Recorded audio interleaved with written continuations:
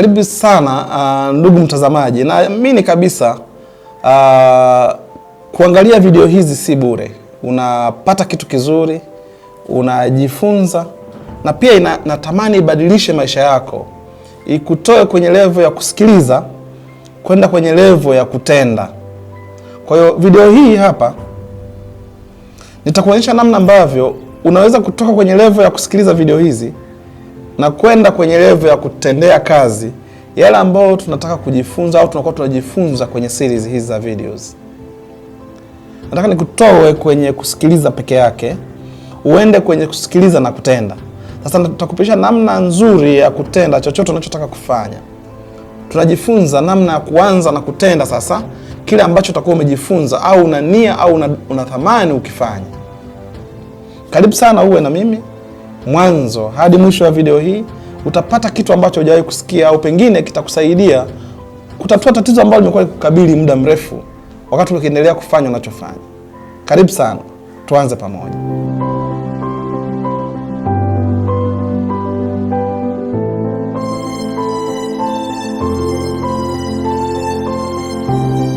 Afrika na nichukulia Tanzania kwa ujumla ni nchi ambazo watu wengi kama mimi mmoja wapo tunafanya vitu vingi sana bila utafiti. Yaani tunawaza kichwani kwetu tayari inakuwa ndo utafiti wenyewe. Yaani ni ngumu sana kupata utafiti wa jambo fulani ambao unakuelekeza kutenda kitu chako ambacho unataka kuanza. Sasa kwa kukosekana tafiti ambazo zinaelekeza kwamba hiki nikifanya nitafanikiwa na nitakafanikiwa kwa namna hii, inabidi sisi kama wajasiriamali kuvumbua njia yetu ya kuweza kufanya na kufanikisha mambo bila kuwa na utafiti. Sasa hapa nataka nikufundishe njia ya kufanya au kutumia kufanikisha jambo lako bila kuwa na pre-research, bila kuwa na ripoti ya kabla ya jambo hilo unalotaka kulifanya. Kwa maana nyingine ni kwamba unatakiwa utende huku ukitafiti. Sasa ili utende huku ukiwa mtafiti wewe mwenyewe, ni lazima uweze kugawa kazi yako au jambo unalotaka kulifanya katika segment, yani segmentation. Ugawe katika segments ni vipande vya kazi unataka kufanya, ugawe katika segment kadhaa au phase. Kwa phase ya kwanza, phase ya pili, phase ya tatu na kuendelea. Kila jambo ambalo huwa nimeanza kulifanya mimi huwa naligawanya katika muundo ufuatao. Kwanza ninaanza tu na muundo tu wa kufanya sample ya hicho kitu ambacho kinatakiwa kifanywe. Ninaanza kutengeneza sample, hata kama ni huduma, ninaanza sample ya hiyo huduma. Kwa mfano nataka kuanza kuuza chakula mgahawa. Nauliza nataka kupika mgahawa kitu gani? Na hapa mjini hakuna mgahawa unaopika rasmi dagaa tu. Kila mahali ni kuku tu. Mimi nataka nianze mgahawa wa dagaa, wa kupika chakula ambacho mboga yake rasmi itakuwa ni dagaa. Sasa ili niweze kuanza, wewe ni mfano, mimi sina huo mgahawa. Inawezekana ni wazo la biashara nakupa unasikiliza. Ninaanza kupika dagaa kwenye mazingira ya kiutafiti ya nyumbani kwangu mwenyewe. Alafu ninawaalika watu waje wale for free, friends ambao nafahamu kabisa hawa ni wale wanaopenda. Kuna watu wakila dagaa wanauma tumbo, kwa hiyo usimwalike kila mtu. Lakini ninawafahamu marafiki zangu wanaopenda dagaa wa Mwanza, nafahamu wanaopenda migebuka, wanaopenda dagaa wa Kigoma. Kwa hiyo kama ninataka kuanza kupika dagaa wa Mwanza, natafuta wale marafiki ambao wanapenda dagaa wa Mwanza. Alafu napika kwenye mazingira ya nyumbani. Na waonjesha kwanza. Mimi hapo nafanya utafiti. Alafu nasikiliza feedback. Siwaambii, nimewaalika tu karibuni jamani leo tutakuwa tuna chakula kidogo nyumbani na kila kitu. Alafu baada ya chakula mimi nitakuwa nauliza maswali madogo. Watasema wenyewe kama ni nzuri, hata nisipouliza watasema dagaa umetoa wapi? Hasa tamu sana, wazuri sana. Hivyo. Umewapikaje? Umeweka nini? Yaani hicho ndio kinaniexcite kwamba kwa hiyo kumbe nikiwauzia hawa watu watakubali. Ugali wangu mdogo kabisa pale naweka na dagaa wengi pale namwekea mtu. Anakula ugali unaisha haraka, dagaa anabaki. Anawala vile vile bila kuwa na ugali ili asikie ladha ya dagaa. Alafu ananiambia kwamba ameonaje, amesikiaje, aseme mwenyewe wala asipomuuliza. Kwa mimi nimetengeneza sample ya mgahawa wangu wa dagaa, lakini kama mazingira ya nyumbani, kwa gharama ndogo kabisa ya fungu moja tu, ambao ninaweza shilingi 1000 mpaka 2000, hata kama ni 10,000, ni fungu la majaribio. Hao ni wale ambao wamekuja kula bure, kwa maana kwamba nimewaalika tu na wakaja wakala. Tasikiliza mrejesho wao, tuashumu kwamba mrejesho umekuwa ni chanya, kwamba wamesema kwamba ni sawa, hizo kitu kizuri sana, unafanyaje bwana, nani amepika bwana, umeweka nini huku ndani na nini. Nawaambia jamani, hivi karibuni nitafungua mgahawa wangu wa kupika kitu, lakini pili, kama unataka tunaweza kupika na kukuletea pale ulipo, ofisini au nyumbani. Kweli? Naambia kweli. Naenda stage ya pili. Ya kwanza ilikuwa ni sample. Ya pili sijui kwa Kiswahili, ila kwa Kiingereza inaitwa prototype testing. Prototype testing. Ninakwenda sasa kujaribu kabisa lile wazo, kulijaribu bado, ni kulitest lile wazo sasa kwenye fedha. Hii ya kwanza ilikuwa ni bure. Unajua bure kila mtu anaweza akasifia. Sasa ninalihamisha hili wazo, linakwenda kujaribiwa kwenye upande wa kuliuza kabisa. Nione kama kweli hawa watu walisema tu kwamba ni nzuri au kinafiki, au kweli wanaweza kalipia. Ni kitu ambacho watu wanaweza kalipia. Kwa na yenyewe iko kwenye level ambayo ninaimanage ndogo. Naenda kufanya prototype testing. Naanza kuambia watu kama mimi nauza dagaa ambao wameandaliwa vizuri sana kuliko maelezo. Na kuna watu wameshatoa ushahidi, naweza hata nikawarekodi wakati wanasifia. Nikatupa social media na wapi kwingine watu kaona. Kwa hiyo nikaanza kutaka kupokea order za ukweli za mboga iliyoandaliwa dagaa wazuri. Naona order zinakuja za hela kweli, mtu analipa kweli. Washangaa watu wanalipa, wananunua. Kumbe kweli hii inawezekana. Nikifanya hivyo wiki moja, ya pili, ya tatu, najua na naona nilianza wiki ya kwanza na watu 2. Wiki ya pili nina watu 5. Wiki ya tatu wamekuwa 10. Ninajua hiki kitu ni biashara.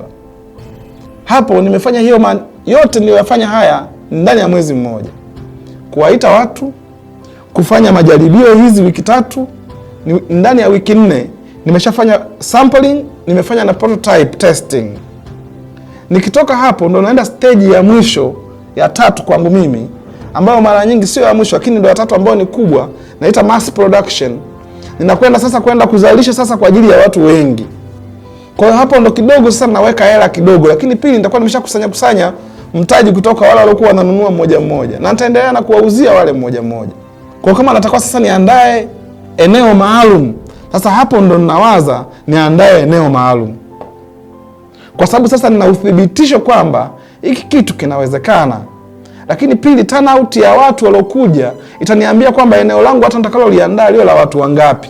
Lakini mtu anatoka tu ndani kwake amewaza kupika dagaa, anaenda anachukua, analipia frame, ananunua viti, ananunua meza, anaandaa kila kitu, alafu anaanza kupika. Ndio siku ya kwanza naambia watu, jamani kuna dagaa hapa. Wiki nzima watu hawaingii. Anasema hii biashara hamna hii. Hakuna utafiti wowote Afrika uliokuambia kwamba watu wanaweza kwa kweli kutoa hela kununua dagaa. Yaani hakuna huo utafiti. Zilizopikwa kama mboga kabisa. Sasa unaanza na stage hizi za majaribio niliyokuambia hapo. Unaanza na sampling, unakwenda kwenye prototype testing, unaenda kujaribu lile wazo. Ukiliona limetiki kwa ukuaji wa idadi ya watu wanaongezeka kwa wiki 2 hadi 3. Sasa inakwambia kwa ukuaji huu ni aina gani ya chumba, ni maeneo gani yanastahili, na ni aina gani ya size ya meza na aina za meza na viti watu watakao wanaokuja. Kwa sababu unaifahamu profile tayari ya wateja wako. Kwa sababu unaweza ukaenda kufanya kitu, kumbe umekifanya kitu cha level ya chini sana. Kiasi kwamba hata walaji wenyewe hawawezi kuja pale. Sasa tatizo inakuwa sio product, lakini tatizo profile ya wateja uliowapelekea pale hawawezi kuja. Umeweka mabenchi tu. Lakini unaweza wewe ukatengeneza profile kubwa mpaka AC ukaweka. Kumbe walaji wa dagaa ni wale wanaopenda kukaa kwenye mabenchi. Sasa ni lazima ufanye prototype testing, ujue aina ya watu wanaotoa order ni watu wa aina gani, wa profile wale watu, wafanyie demographic inaitwa kitaalamu. ufanye demographic. Mimi leo nawapa masterclass kwenye video free. Fanya demographic ya wateja wako. Ujue hawa wateja waliotoa order tayari nao waona wiki 3 hizi, profile yao ni hii. Ni middle income earners, ni high end, au ni watu wa low income earners, ni watu wa kawaida kabisa ambao hata aina ya viti, aina ya meza, aina ya chumba na mahali wanakopatikana ni hapa. Kwa siwezi kuamua kwanza nikaanzisha Mwenge, nikaanzisha sijui wapi, naanzisha hivyo kwa taarifa ipi? Wateja ndio watakuwa waniambie nikaanzishe wapi. Vinginevyo nataka kukopi biashara ya mtu mwingine ambaye tayari ameshashamiri maeneo, naanzia pale pale. Lakini kama ni creative kutoka kwenye akili yangu, kama hivi ninavyokuambia, nataka kuanza kupika mgahawa maalum wa kupika dagaa ambao siujui hapa mjini. Najua dagaa zinapikwa mahali mbalimbali, lakini maalum. Kama ukisikia labda KFC unajua ni kuku, nataka na mimi ukisikia Misana ujue ni dagaa, au dagaa restaurant.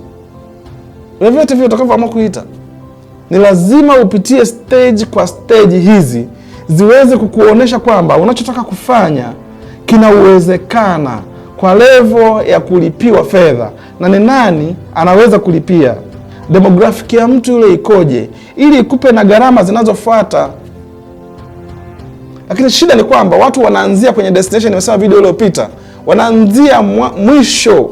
Yaani anaenda kwanza kununua kulipia chumba, anataka kuanzisha duka la urembo, anaenda kwanza kulipa frame eneo ambalo hata hajui kama wateja wapo maeneo hayo. Mwisho wa siku anakwama. Sio kwamba tatizo ni urembo, tatizo labda ni eneo tu lilokaa halifai, tatizo labda ni product sio nzuri, watu hawako tayari kuilipia. Wanaipenda watu kuitumia bure au kwenye maeneo ya nyumbani, lakini kwenye kuuza kabisa kama kununuliwa, labda watu hawako tayari kununua. Wengine bwana wanaona aibu kula dagaa. Nitaonekanaje mimi nakula dagaa? Labda. Sasa unatakiwa utesti vyote hivi kuondolea kwamba usiwe na wasiwasi tena, ndio uwekeze ule uwekezaji mkubwa sasa, hata kutafuta fedha kutoka mahali pengine au kutumia network yako kupanua ule mgahawa. Fanya hivyo, lakini una uthibitisho kwamba mgahawa wa kupika chakula mboga yake ikiwa ni dagaa pekee unafanya kazi vizuri. Sasa vitu hivi vinahitaji hiyo pattern. Naongea tu video fupi hii kwa kutaka kuonyesha kwamba namna gani unaweza ukaanza kufanya jambo hapa Afrika, hapa Tanzania, hasa lile ambalo wewe ndo inventor, wewe ndo mwanzilishi. Lakini yale ambayo kila mtu anafanya, unaona watu wanauza matunda, naona nenda kuweka hapo, kaweke tu, hauna haja ya utafiti. Si unaona tayari ushafanya utafiti, watu wanauza. Unaona watu wanauza simu pale, na wewe unaweka, nenda kaweke tu. Si unaona watu wanauza simu pale. Huko Arusha unataka kujenga hoteli, jenga tu, ni tayari ni eneo la tourism. Kwa hiyo inajulikana tayari. Lakini kama ni invention, kama ni ubunifu wa kijasiriamali, maana ujasiriamali ni lazima kuwe na ubunifu wa akili wa kuwa na tofauti wa pekee. Sasa upekee ukiupeleka sokoni bila kuwa na watu wanaotumia, unaweza kusugua muda mrefu sana mpaka unakata tamaa bila kutoboa. Kwa hiyo ni vizuri uweze kuwa tayari una pattern, una mfumo unaokuonyesha kwamba unaanzia hapa kwa kufanya majaribio ya sample. Ukitoka hapo unafanya prototype testing, unajaribu sasa kabisa kuwauzia watu, wananunua kweli. Ukitoka hapo utengeneza sasa strategy, marketing strategy, kwamba unaenda wapi, unatengeneza nini, unamfuata nani. Ukifanya hivyo, ukiingia sokoni siku ya kwanza tayari una wateja. Ukifanya hivyo huwezi kukwama wazo lako. Kama unafanya jambo lako, nikushauri tu mtazamaji kwamba usianzie kwenye destination ya jambo, usianzie mwisho wa picha unayotaka. Maana mtu mwingine anaweza kuwa anataka mgahawa wa kutengeneza hiyo mgahawa wa dagaa, wa kuuza mboga inayoitwa dagaa, akawaza tayari picha anaziona dagaa amezibandika kule ukutani za aina fulani za Kigoma, za Mwanza zimekaa huku, anaona namna ambayo kama anaona KFC vile. Alafu anafikiria wazo lazima alianzie kwenye destination, kwamba aanze tu kupachika picha mle, aanze kutengeneza, tafute akakodi chumba kikubwa kizuri kenye jiko pana chenye nini, alafu hajafanya hizi stage nilizosema hapa. Yaani unaanzia mwisho badala ya kuanzia mwanzo. Tayari unaweza kapelekea hatua ya kushindwa kufanya kwa kuwaza kwamba sina mtaji wa kununua ile majiko kama ya KFC, sina mtaji wa kukodi nyumba nzima yenye vyumba vikubwa na sehemu ya kula watu kama pale. Wazo langu lile ni wazo kubwa sana. kumbe ukubwa wake wewe umewaza mwisho, ambako ndo matokeo ya Mungu amepanga kuwa hata zaidi ya hapo, lakini wewe umefikiria huko ndo unataka uanzie mwisho. Mimi nashauri usianzie destination, geuza kete, anza mwanzo, anza sample tu. Kwani dagaa kuwapikia marafiki zako wawili ni shilingi ngapi ambayo huna? 3 4 wakupe feedback kama umepika vizuri. Kama unataka fanya hata mara 3 na mnajaribu hata mara 2 mara 3, kwa sababu sio mara ya kwanza tutajaribu sample utapatia. Wanaweza wakaja hata umepika kwa live, umeweka recipe tofauti. Unatumia recipe hii hapa, unatumia recipe hii, unawapa na recipe hii. Wanajaribu zote 3 wakati mmoja pale. Wanasema hii ndo yenyewe hii. Unajua hebu ngoja nitoke na hii. Unakwenda sasa kwenye level ya kufanya prototype testing, majaribio ya vitendo sasa. Ya kuwauzia watu. Unatoka na hii moja. Unaijaribu sasa, jamani nauza sasa wale dagaa. Nikuletee kiasi gani? Nikuletee kiasi gani? Unaanza kuwa test watu sasa. Wanakwambia niletee kidogo, niletee kilo moja, niletee hivi. Niletee bwana kwa kipimo utakachokuwa umeamua wewe mwenyewe. Niletee kwenye kipimo hiki. Unapoletea unakuwa unaanza na 2, unaanza na 3.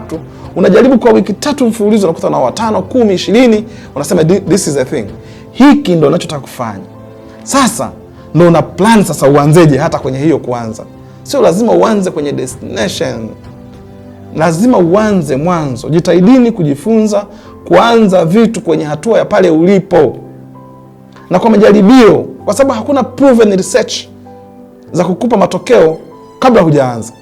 Sasa ni vizuri ufanye mwanzoni huku ukitafiti. Ukifuatilia hii pattern na ukafanya kama ambavyo naelekeza hapa, utakuwa umeweza kuwini.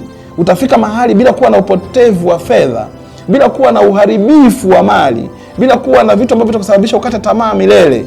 Utakuwa unajua hata ukikosea, kwa sababu umeweka hela ndogo, inakuwa na nafasi ya kuanza kitu kingine kwa urahisi. Hauanguki kabisa ukapotea. Kwa wale ambao ni wajasiriamali, fuateni hizi pattern. Zitakusaidia na hakika zitakusaidia. Wewe fanya ninachosema hapa. Hii video nimesema ni fupi, naomba niishie hapo. Asante kwa kunisikiliza. Kama una maswali, unifuate ili uweze kufanya zaidi ya haya ambayo tunaweza kuyafanya kutokea hapa. Asante kwa kunisikiliza. Mungu akubariki.